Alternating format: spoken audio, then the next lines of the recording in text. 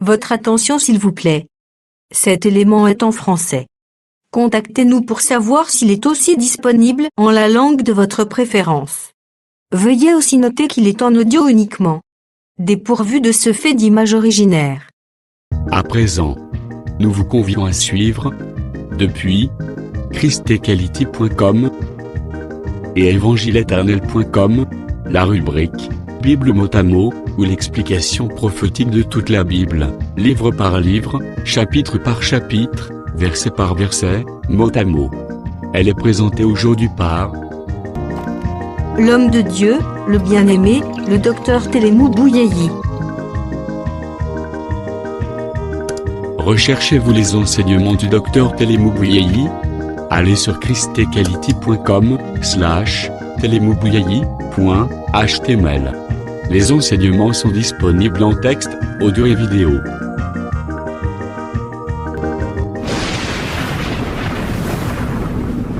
Bonne édification au nom de notre commun Seigneur et Dieu Jésus-Christ.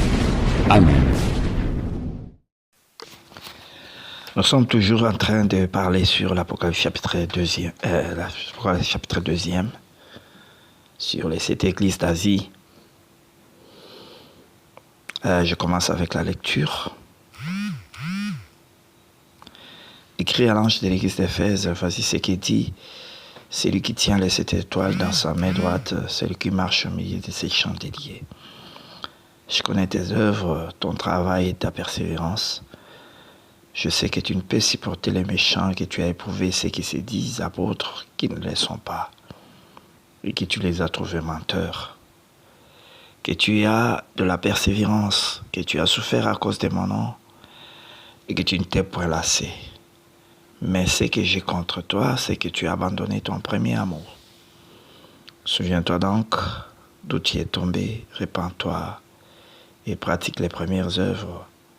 Sinon, je viendrai à toi et j'ôterai ton chandelier de sa place, à moins que tu ne te répandes. Tu as pourtant ceci, c'est que tu hais les œuvres des Nicolaïtes, œuvres que j'ai aussi. Que celui qui a des oreilles entende ce que l'Esprit dit aux églises. À celui qui vaincra, je donnerai à manger de l'arbre de la vie qui est dans les paradis des dieux. Nous avons déjà expliqué, écrit à l'ange. C'est quoi? Dont la parole vient à l'ange. L'ange de l'église, c'est le Seigneur Jésus-Christ lui-même. C'est comme dans la marche d'Israël, le Seigneur lui-même était l'ange d'Israël. Il dit à Moïse, je mettrai mon ange devant toi. Il vous conduira jusqu'au pays des Canaan. Ils étaient là, représentant le ministère de la parole, Éphésiens 4 aujourd'hui. Mais il y avait l'ange de l'Éternel qui était là. Donc, l'ange de l'église, c'est à lui que vient le message. C'est lui le messager en réalité de l'église. Parce que dans notre version, on dit messager de l'église, écrit au messager de l'église.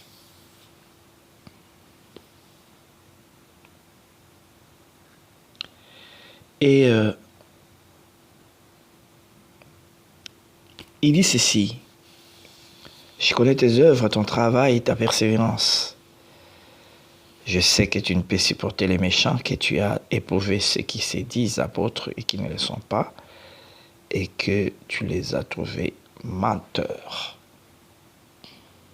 Donc le Seigneur montre que cette église était vigilante, cette église était éveillée, et ils éprouvaient ceux qui se disaient apôtres, et qui ne l'étaient pas, en réalité. C'est qu'ils avaient la connaissance du véritable apostolat.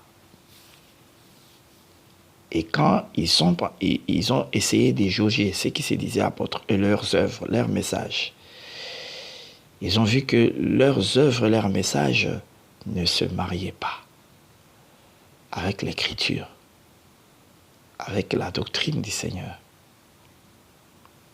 Parce qu'un apôtre, il est censé veiller sur l'enseignement, sur la doctrine. Parce que la doctrine, c'est l'enseignement. C'est l'enseignement des apôtres et des prophètes. Notre doctrine, c'est notre croyance, c'est notre vision des choses, c'est notre marche C'est comme il y a la doctrine musulmane. Ils croient à un seul Dieu, son nom c'est Allah. Et à son messager, c'est Mahomet. Et ils croient aux 5 piliers de l'islam, tout ça. Et toutes ces choses, il y a un paradis qui viendrait plus tard. C'est ça leur doctrine. Ils ne mangent pas de porc, ils ne mangent pas certaines choses, tout ça. Ils prient 5 fois la journée. C'est ça leur doctrine, leur croyance. Il y a la doctrine kimagiste qui croit aussi à un prophète appelé Kimbangu, qui est aujourd'hui Saint-Esprit et dont les enfants et les descendants sont en train de continuer son œuvre. Ils s'habillent en noir et blanc, c'est leur doctrine, c'est leur enseignement en réalité. Il y a le catholicisme et le protestantisme. Le catholicisme, leur doctrine est basée sur la Trinité. Il y a la Trinité dans leur doctrine. Ils croient à la Trinité, à 3 dieux. Dieu le Père, Dieu le Fils et Dieu le Saint-Esprit. Et il y a une reine du ciel, Marie, qui croit qu'elle est morte vierge, qu'elle est montée au ciel là-bas.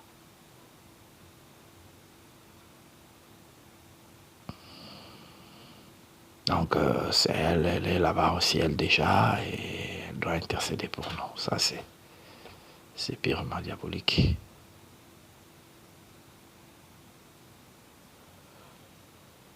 Donc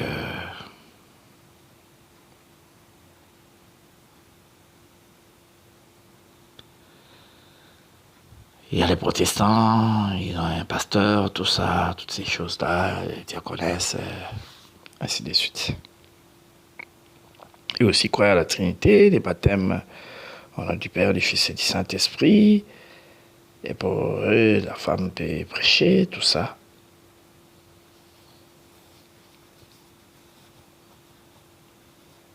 Et c'est comme ça qu'ils croient dans leur message. Tandis que chez nous, les assemblées dites des saints, nous croyons à un seul Dieu qui s'appelle Jésus, qui est Père, qui a tout créé, qui a pris la forme humaine et est venu comme Fils de Dieu, un envoyé de Dieu, qui est mort à la croix pour nous racheter, nous libérer de l'oppression, de la pression des ténèbres, qui a donné sa vie pour nous et qui nous a affranchis de la domination des ténèbres, de la domination du diable, de la domination des sorciers, des magiciens.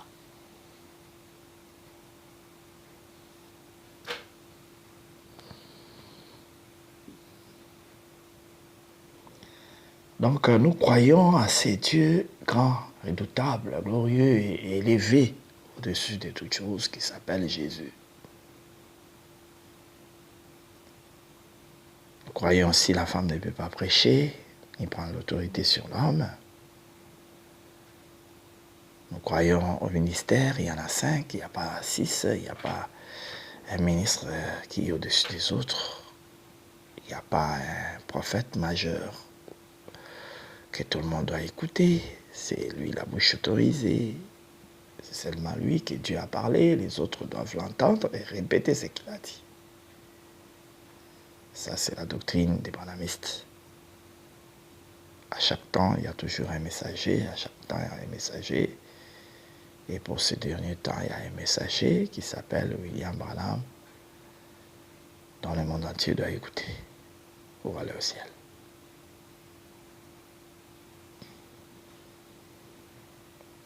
Donc, les gens appelés apôtres sont des envoyés, sont des détenteurs de la doctrine. Et quand ils ont remarqué, nos frères qui étaient à l'église d'Éphèse, quand ces frères-là ont remarqué que des gens appelés ministres de Dieu, ils prêchaient autre chose que l'enseignement des apôtres. Ils enseignaient d'autres choses, des doctrines étrangères.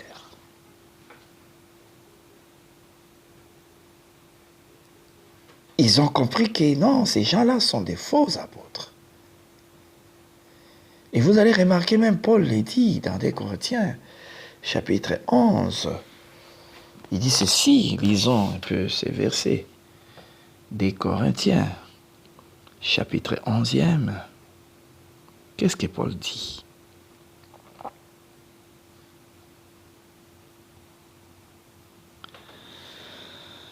Ces hommes-là, 2 Corinthiens chapitre 11, verset 13, ces hommes-là sont des faux apôtres, des ouvriers trompeurs déguisés en apôtres de Christ. Et cela n'est pas étonnant, puisque Satan lui-même se déguise en ange des lumières. Il n'est donc pas étrange que ces ministres aussi se déguisent en ministres de justice. Leur fin sera selon leurs œuvres. Donc il y a des faux apôtres. Il y a eu des vrais apôtres que le Seigneur avait établis. Et il y a aujourd'hui des faux apôtres, des gens qui nous apportent des doctrines étrangères, qui nous poussent à chanter des cantiques du monde et qui sont en train de présenter dans leurs concerts, dans leurs chants en public, des musiciens du monde. Ce sont des ouvriers des ténèbres, déguisés en ouvriers de Christ. Ce sont en réalité des gens qui sont au service du diable, mais qui donnent comme impression qu'ils sont au service de Dieu. Parce que celui qui est au service de Dieu doit élever la parole, doit élever Dieu. Il ne doit pas s'élever lui-même, comme le ministre de ce monde, comme les chantres de ce monde. Ils n'élèvent pas le Seigneur, mais ils s'élèvent eux-mêmes. Comme des faux ministres, ils n'élèvent pas le Seigneur, mais ils élèvent eux-mêmes. C'est leur gloire. Il va paraître, être connu, être célébré, être reconnu partout. C'est cela, en fait, le ministre du monde.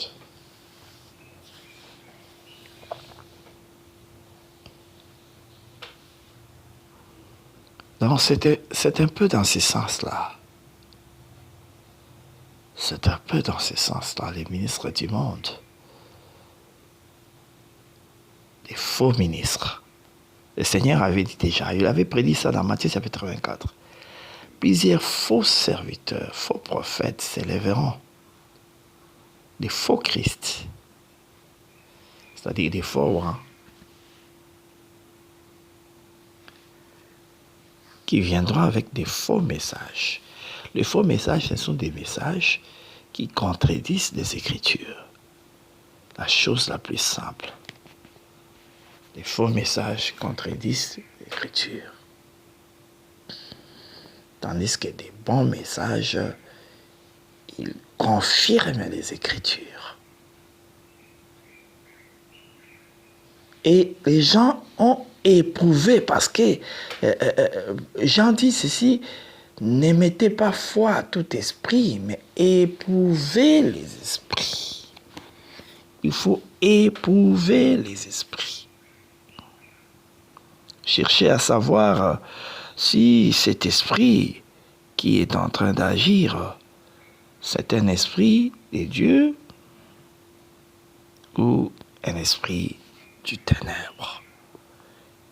Jean l'a dit dans 1 Jean chapitre 4, verset 1er. Bien-aimés, n'ajoutez pas foi à tout esprit, mais éprouvez les esprits pour savoir s'ils sont des dieux, car plusieurs faux prophètes sont venus dans le monde.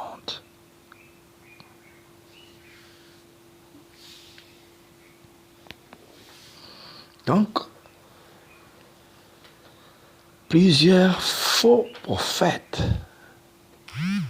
Ce sont des prophètes, mais des faux.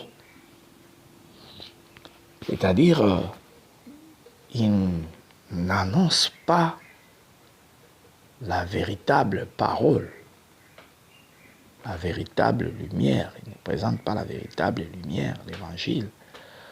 Au contraire, ils annoncent des choses diaboliques. Parce que toute prédication, tout enseignement qui contredit l'écriture, par exemple, ceux-là qui permettent aux femmes d'enseigner, ce sont des faux prédicateurs. Ne regardez pas leur visage, mais considérez d'abord leurs paroles, parce que le Seigneur est clair. Dans 1 Timothée chapitre 2, je ne permets pas à la femme d'enseigner, ni de prendre l'autorité sur l'homme.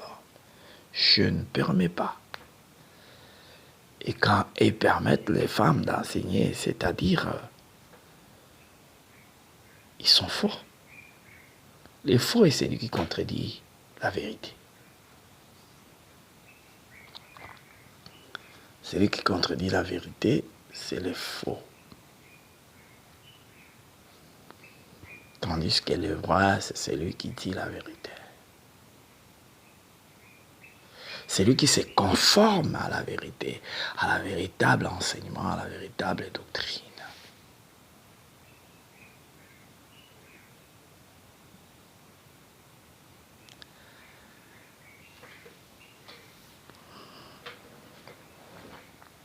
Donc, c'est dans ce sens-là,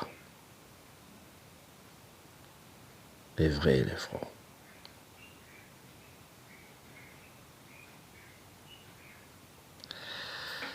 C'est ainsi, ces gens ici étaient des faux apôtres, c'est-à-dire ils amenaient la fausse doctrine. Et nos frères de l'église d'Éphèse ont éprouvé ces gens-là. Ils ont cherché à savoir ce qui nous amène cet enseignement. L'enseignement que ces gens ici sont en train de nous présenter n'est pas conforme aux Écritures, c'est un faux enseignement. Comme je disais, que tous ceux-là qui prêchent que les femmes peuvent prêcher, enseigner, ce sont des faux prédicateurs. Ceux-là qui établissent des femmes diacres, diaconesses, ce sont des faux prédicateurs. Ceux-là qui poussent les femmes à porter de bijoux, ce sont des faux prédicateurs.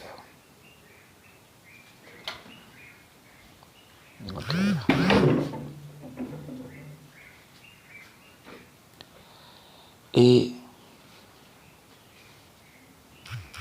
tous ceux-là qui refusent le baptême au nom de Jésus, qui prêchent le baptême au nom du Père et du Fils et du Saint-Esprit, ce sont des faux prédicateurs. Ceux-là qui ne croient pas que Jésus-Christ est Dieu, ce sont des faux prédicateurs. Bref, tous ceux-là qui prêchent le contraire de ce qui est écrit. Et quand ils ont éprouvé ces gens-là, ils ont trouvé qu'ils étaient menteurs. C'est-à-dire qu'ils ne pouvaient plus les écouter. Parce qu'ils ont trouvé que ces gens ici prêchent un autre Jésus, un autre enseignement, une autre doctrine que celui du Christ.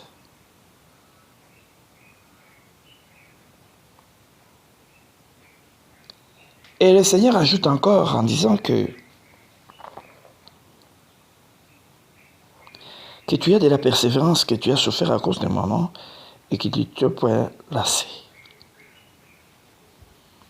Donc cette église avait de la persévérance. Elle a accepté des souffrances. Elle a accepté la souffrance. Parce que frère, dans cette marche, tu peux même te demander, mais comment le Seigneur, les choses qui concernent l'église d'Éphèse, Pourquoi il a mis ça par écrit et que nous, aujourd'hui, nous puissions les lire? Oui, c'est la même chose. Pourquoi il a écrit? Il a mis par écrit les choses qui concernent l'église de Corinthe, les Thessaloniques, les Colosses, les Philippes, ainsi de suite. Et Paul répond à la question dans 1 Corinthiens chapitre 10, il dit que ces choses sont écrites pour notre instruction, pour nous servir d'exemple. La raison d'être de l'écriture de ces choses. Donc, si ces choses sont écrites, c'est pour nous servir d'exemple. C'est pour notre instruction.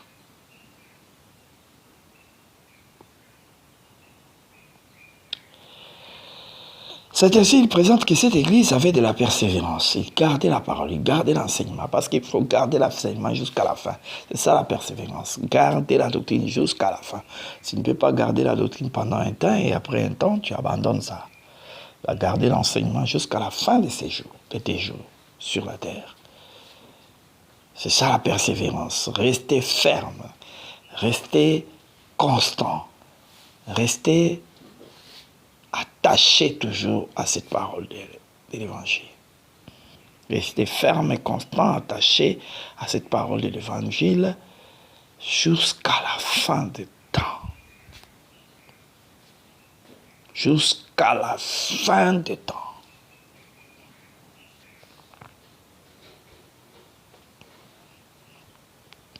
Il faut rester ferme. Mais le Seigneur reproche à cette église quelque chose. Il a dit quoi? Mais ce que j'ai contre toi, c'est que tu as abandonné ton premier amour. Souviens-toi donc, tout y est tombé, répands-toi et pratique les premières œuvres. Sinon, je viendrai à toi et jeterai ton chandelier de sa place, à moins que tu te répandes. Ah, c'est là où il y a les problèmes. L'abandon du premier amour. Du zèle du début. L'abandon de l'empressement. Oui, frère. Souviens-toi là où tu es tombé. Ah, c'est là où certaines personnes disent que, tu vois, l'église était tombée.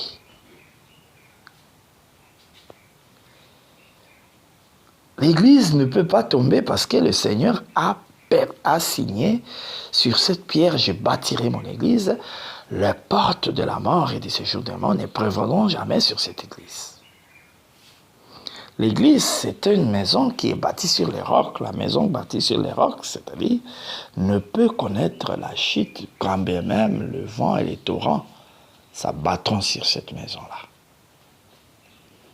Lorsque les torrents viendront, les vents viendront, ils ne pourront renverser cette maison parce que cette maison est bâtie sur les rocs. C'est-à-dire, ces vents qui viendront, ce sont des vents de fausses doctrines, des vents de ténèbres, des faux enseignements pour essayer d'écrouler l'église, mais l'église resterait debout.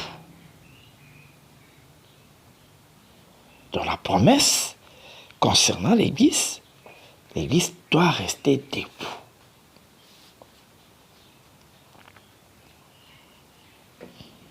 Mais certaines personnes dans l'église, parce que lorsque nous sommes en train de parler sur l'église, il faut savoir ceci, frère. L'église, c'est l'ensemble des croyants. Mais dans cet ensemble des croyants, il y a ceux qui abandonnent le premier amour. Je donne l'exemple. Il y avait 12 espions. Les 10 ont abandonné le premier amour. Ce premier amour, c'était quoi? C'était la foi d'aller au pays des Canaan. C'était cette espérance qu'ils avaient. Nous allons entrer dans le pays des Canaan. Ils ont abandonné. Quand ils ont vu les géants de la ville, oh, les fils d'Anak, ils ont dit non. On ne peut plus entrer, on doit rentrer. On doit retourner en Égypte parce qu'il y a les fils d'Anak, les géants qui sont là. On n'entrera pas. C'est impossible d'y entrer encore parce que les fils d'Anak sont là à la porte. Il n'y a pas moyen d'entrer.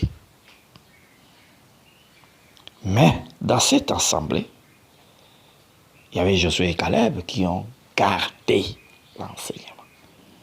Voilà pourquoi, même quand le Seigneur dit, souviens-toi là où tu es tombé, tu as abandonné les premiers amours, c'est là. Abandonner les premiers amours, c'est ça tomber selon le Seigneur. Que celui qui a des oreilles entende ce qu'ils disent. Ah, c'est lui qui vaincra. Ah. Donc le Seigneur montre que malgré qu'il y a ceux-là qui vont abandonner les premiers amours, mais il y a celui qui vaincra, il y a celui qui va vaincre. Vaincre quoi? Vaincre les faux enseignements, vaincre les tentations, vaincre l'oppression des ténèbres. Oui, le Seigneur le dit clairement, c'est lui qui vaincra. C'est-à-dire, dans cette église d'Éphèse, ce n'est pas tout le monde qui a abandonné. Je vous ai donné un exemple de Josué et Caleb qui ont gardé toujours l'espérance. Mais les 10 espions ont abandonné le premier amour. C'est-à-dire cette espérance-là d'entrer dans les repos, d'entrer dans Canaan. Ils ont abandonné ça.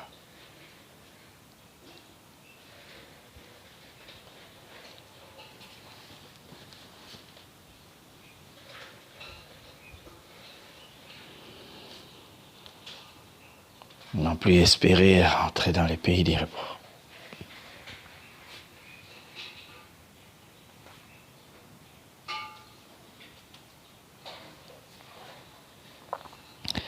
Donc, il ne faut pas confondre tomber ici. Tomber, c'est abandonner les premiers amours. Tomber, ce n'est pas que l'Église était tombée. Parce que si l'Église était tombée, comment le Seigneur dit encore à celui qui vaincra? Je donnerai à manger de l'arbre de vie. Si l'Église est déjà tombée. Et il dit, si tu ne te répands pas, c'est-à-dire si tu ne ressaisis pas, j'ôterai ton chandelier de sa place. Oui. Regardez la marche d'Israël. Dans la marche d'Israël, quand Israël s'écartait de Dieu, il ôtait les chandeliers, la lumière au milieu d'eux. Il a ôté les chandeliers de sa place. Le temple était détruit. Et Israël était tombé, le temple est détruit. Israël est entré dans l'idolâtrie. Il a abandonné le vrai Dieu, il a abandonné la loi. La loi, c'était ça, la lumière, qui devait les éclairer. Et c'était ôté de sa place. Donc, quand tu ôtes les chandeliers au milieu de l'église, c'est-à-dire la lumière n'est plus à l'église, et l'église tombe dans la fausse doctrine. C'est les faux enseignements qui entrent, qui règnent et qui dominent l'église, dévient de sa bonne vision. Et cette lumière-là.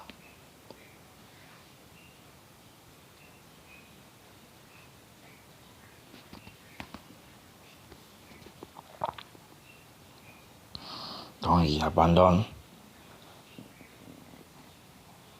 le bon chemin. Ôtez les chandeliers c'est la lumière. La lumière c'est la parole. La parole est une lampe à mes pieds, une lumière sur mon sentier. Psaume 119, versets 5 et 5.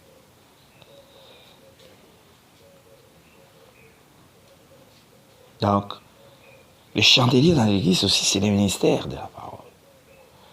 Quand le Seigneur enlève le ministère de la parole, c'est les ténèbres qui entrent, parce que le ministère de la parole, c'est lui qui éclaire l'église.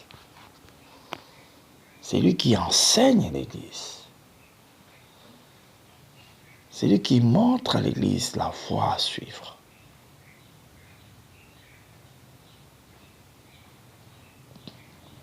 C'est ce que fait le ministère de la parole.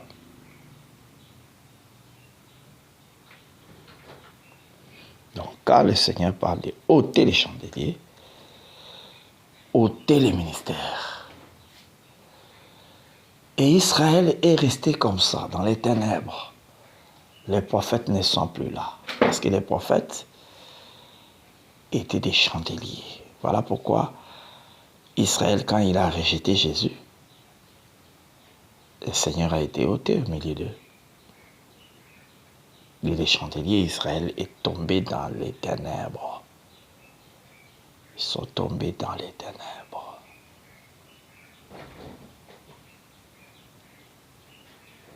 Ils se sont retournés dans la mondanité, dans des choses contraires à la sainte doctrine, dans des pratiques contraires à la loi. C'est ainsi qu'ils ont fait entrer coutumes et traditions. Remarquez, frères, là où il y a les baptêmes des enfants, là où Marie est vénérée, là où il y a les femmes qui prêchent, les chandeliers déjà ôtés. C'est-à-dire la lumière n'est plus. C'est les ténèbres qui entrent.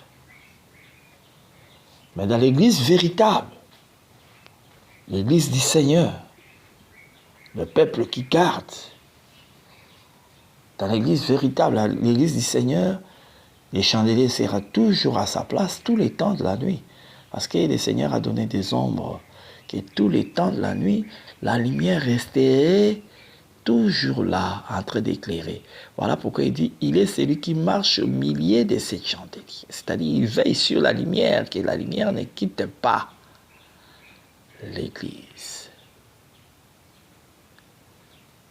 Que la lumière soit toujours là à l'église. Que la lumière soit toujours là à l'église.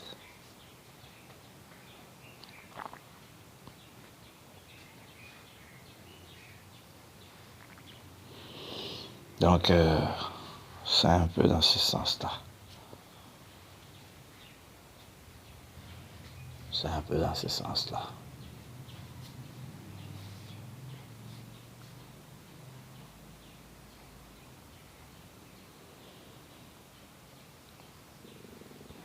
Et il dit ceci, il ajoute ceci.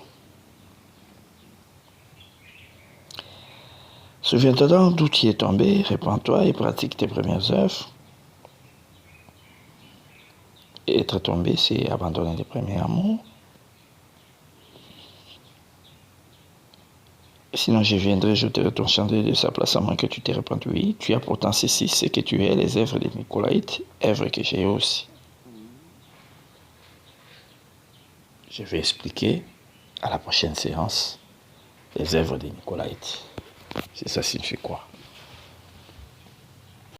Merci d'avoir suivi ce message et que Jésus-Christ vous bénisse. Si vous avez une question à l'intention de l'homme de Dieu, si vous voulez que l'homme de Dieu prie pour vous, si vous voulez vous confier à l'homme de Dieu, ou si vous voulez tout simplement bénir l'homme de Dieu, contactez-le directement si ses coordonnées sont disponibles depuis sa page. Sinon, contactez-nous et nous lui transmettrons vos préoccupations. N'oubliez pas de faire un tour à notre page évangélisation pour voir en quoi vous pouvez vous rendre utile à Christ par cette œuvre. Que Dieu vous bénisse tous. Amen. ChristQuality.com. Les cieux en un clic de la souris. Évangile-éternel.com, le site de l'Évangile éternel.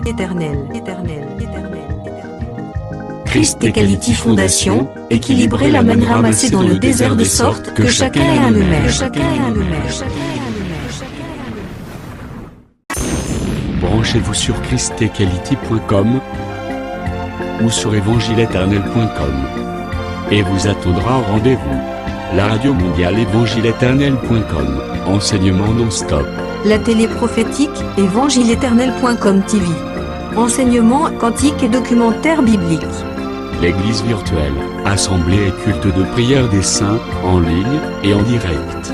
La rubrique Pasteur et thème. Retrouvez tous les ministres de l'Évangile éternel, en vidéo, audio et texte. La rubrique Bible révélée, explication prophétique de la Bible, mot à mot. La rubrique Questions et réponses, expose les réponses des ministres à vos questions difficiles et compliquées. La rubrique prophétie et actualité décrypte pour vous l'actualité en rapport avec les prophéties bibliques. La rubrique Aréopage ouvre à tous, et sans censure, le libre débat et exposition contradictoire. Évangileéternel.com démystifie au moyen de l'enseignement, des erreurs, des fausses religions, églises, doctrines et philosophie. Nos enseignements confrontent l'apostasie et les idées préconçues pour vous attacher à la saine doctrine.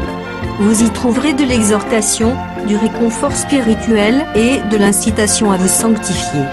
Sur évangileéternel.com, sollicitez une requête de prière, et les ministres et plusieurs prieront pour vous. Retrouvez des cantiques chantés par des saints et des cantiques instrumentaux. Venez y apprendre d'autres langues à travers la Bible audio multilingue. Les enseignements sont en toutes les langues. Évangileéternel.com, le site de l'Évangile éternel. Motivez-nous en souscrivant à l'une de nos chaînes YouTube, celle de votre préférence linguistique. Et venez évangéliser avec nous en partageant, autant que faire se peut, notre site web, nos YouTube channels ainsi que toutes nos publications. Merci de le faire et que Jésus-Christ notre commun Seigneur et Dieu vous bénisse tous. Amen. christequality.com. Les cieux sont à la portée de votre main, juste par un simple clic de la souris. Christ Equality Fondation, équilibrer la manne ramassée dans le désert de sorte que chacun ait un aimère.